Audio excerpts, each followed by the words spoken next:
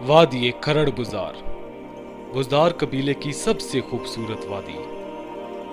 एक तरफ मुबारकी के बुलंदो बाला पहाड़ और दूसरी तरफ बलूचिस्तान की खूबसूरत पहाड़ों के दरमियान एक वादी। खरड़ बुज़ार का आधा हिस्सा बलूचिस्तान और आधा हिस्सा डेरा गाजी खान के कबायली इलाका जात पे मुश्तमिल है, जिसे कोहे सुलेमान बोलते हैं। ये इलाका हमेशा से बुज़ार कबीले के हाथ में ना था, बल्कि इस इलाके को हासिल करने के लिए बुज़ार कबीले ने बहुत सी कुर्बानियां और जंगें लड़ी। खरड़ बुज़ार से मंजिल की तरफ जाते हुए बदरू टक से गुजरे। बदरू टक, जिसे खूनी टक भी कहते हैं, इस जगह ने बहुत सी खूनी जंगें देखी बुज़ार और दूसरे कबीले के दरमियान। जब मंजिल पहुंचे तो ये इलाका इंतहाई खूबसूरत, यहां के चश्मे किसी दरिया से कम ना थे।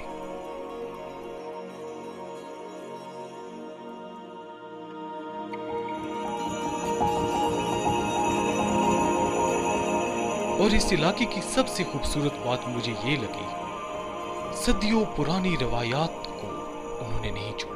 जब मैंने एक शख्स को एक रस्सी जो कि खजूर के पत्तों से बनी हुई थी उसके साथ एक जोरदार आवाज निकालते देखा, तो पूछने पे मालूम हुआ कि आज से 3-4 सदी पहले, जब सोर्स ऑफ कम्युनिकेशन ना थी, तो इसी आवाज के थ्रू एक इलाका दूसरे इलाके को खबर देता।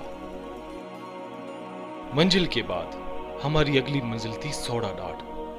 सोडाडाट, जिसे नैरो पासवे या तंग रास्ता बोलते हैं, इंतहाई खूबसूरत।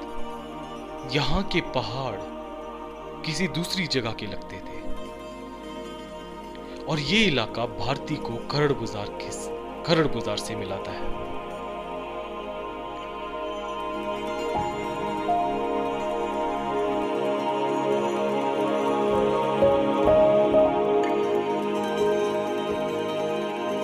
सोडाडाट के बाद हमारी आखिरी मंजिल थी पीर गाणू।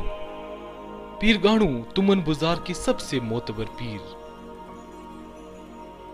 इनके मज़ार पे मुख्तलिफ कबाइल खराज अकीदत पेश करने आते हैं और मनते लेके आते हैं। पीर गाणू का रास्ता इंतहाई दुश्वार, मगर उसके बावजूद अकीदत से भरे लोग हर साल इस इलाके का रुख करते हैं।